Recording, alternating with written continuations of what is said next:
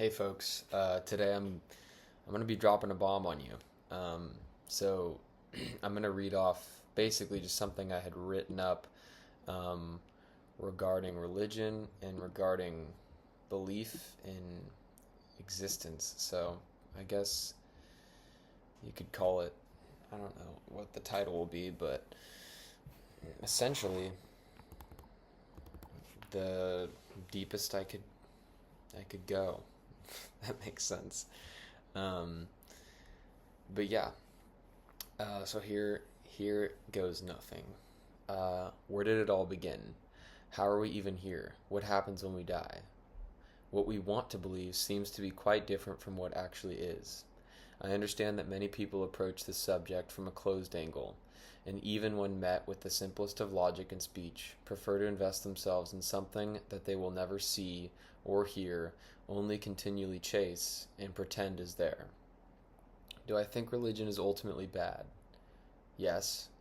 But do I think it also brings community, comfort, and even puts together service projects? Also, yes.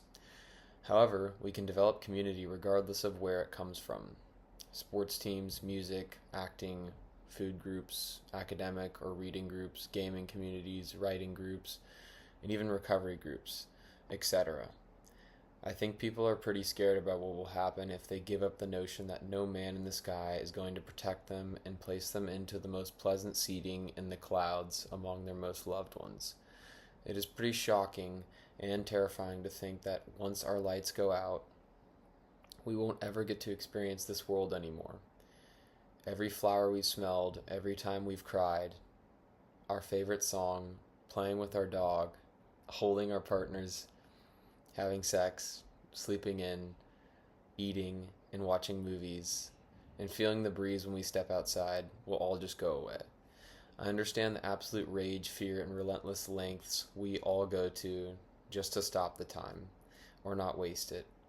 But I really wonder if a god or deity just helps to promote believing in a god or deity just helps to promote an illusion that really does keep us disconnected and detached from reality and never really appreciating the singularity of existence. I am not here to force anyone to live their life differently, but I would ask, doesn't living under a lie like religion just distract you from ever feeling the weight of life and loving fully or reaching a higher potential? Maybe so.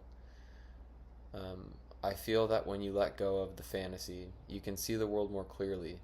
You can see that when war occurs, there is no justification, just us humans making up reasons to kill each other, to starve children. It might help you see that we are genuinely leaving an oven of a planet for our children in which they will suffer in heat along with all other animals who die around them, overheated or frozen to death.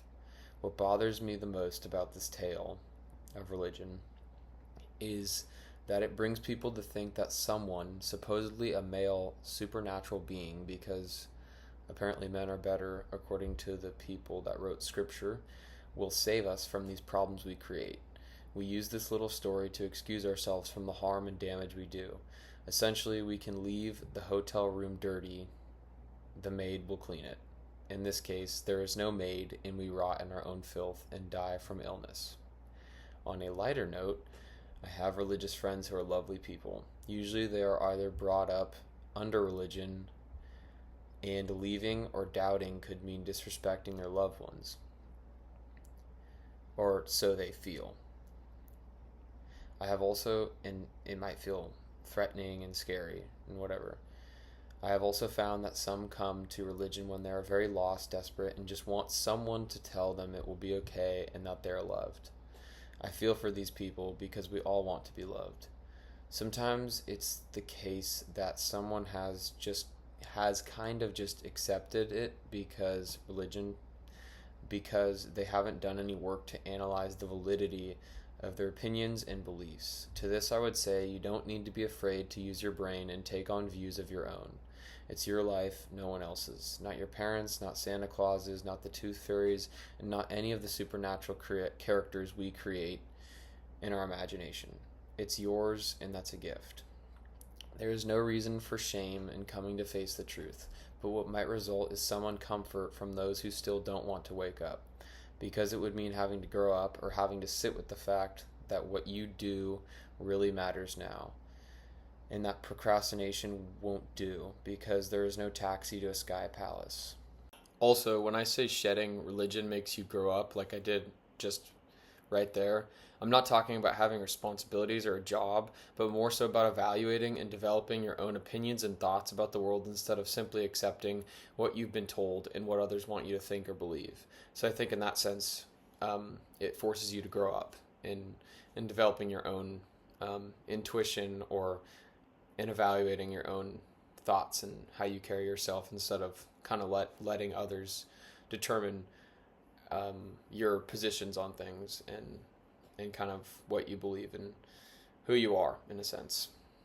To anyone who might wonder what life looks like without the script of religion, I would say that you might develop a deeper level of appreciation for what it means to be alive, maybe, but maybe you already hold that within you now. You might also experience a mix of emotions, like hatred toward perceived authority figures that talk out of their ass to remain in control and in power, and maybe some sympathy for your fellow human being who simply wants to know that they are okay and their future is always bright, and that they get to see loved ones who have passed. Because we all do, I guess. We all do. Without getting too far in depth, people tend to go back to the Big Bang and claim that there was something before it. That there was nothing before it, sorry. But what is nothing? There was a quantum vacuum with fields, particles, and potential energy before the Big Bang. So it is about how we define nothing, because it wasn't really nothing. I don't want to sound like an expert. Sorry. 1 second. I don't want to sound like an expert on the science because I am very far from it, but subscribing to an outdated idea of someone intentionally having control over us and our universe seems like an idea that we need not accept. A kind of silly idea, but hey, if there is something that leads us towards Santa Claus genuinely existing, then we would have to follow that path. Meaning, if there was evidence for a deity or someone actually having control over our world, then if we're honest and that thing did exist and have evidence, then we would have to take it on because we follow evidence. And if we want to be honest and intellectually genuine, anyways, Santa is any deity you might subscribe to in this analogy. Okay. I close with, you can think whatever you want, but making things up and claiming them as truth or legitimate deserves no respect. And I think no space in determining how we should orient the world, conduct ourselves, or form legislation. No land holds sacred value, nor is it mine or yours. It's just a part of the rock, part of the universe. Though for practical purposes, we have property to make sure people respect our space, what we paid for with work, and our safety, obviously. I don't want more people to die over what fairy tale they believe, but to clearly come to terms with the complexity, stupidly grand uncertainty, and vastness of our world. We are part of a long chain of evolution and part of a pretty amazing world. When you really think about it, a beginning doesn't really make sense, because there is always some form of something that seems to change states, form, or expand. Filling in a deity doesn't help us because not only is it grounded in nothing, but leaves us with the same questions of where it came from and where that came from in an infinite regression of where did this come from, where did that come from. So it seems there is no beginning of the universe, of it all. But we don't really know why. But we're here right now, and I vote for us to show love and make the most out of it, friends. So it's a pretty long speech or thing that I wrote, and I think I read it the way I wanted to read it. But if any of it felt offensive to you, I feel like my intention behind kind of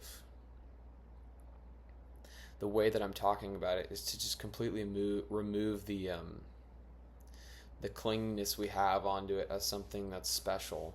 It's like, it's just because it's something that's comforting, it's in a nice idea to believe, doesn't mean there's anything valid about it. And maybe some people think that like they'd lose meaning if they didn't have it, which I think is really far from the truth. And I think it might even deepen your meaning of how you experience the world. But I'm not one to say that. Anyways, take care, everyone. And yeah, the last part of it was, I vote for us to show love, and make the most of it, friends. And I really do believe that. So, alrighty. Thanks for watching. And yeah, I feel like I probably don't need to make another video covering this, because I think that says kind of everything that I think on it. Alrighty.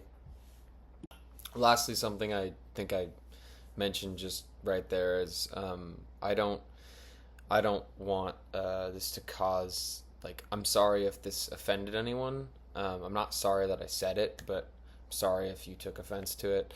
And lastly, like I said, I don't hate at all or dislike those who believe these different things, and I try to refrain judgment as well, because I know that everyone is conditioned by society in ways, can fall into poor thinking habits, or maybe because I know that a certain individual might not even believe or subscribe to something, but may just feel comfort in the idea and reluctant to shed it because it would make him or her feel like an outcast, or rejected by family or friends, which I already covered, in that you have the choice to be yourself and explore what you personally think and not what others tell you to.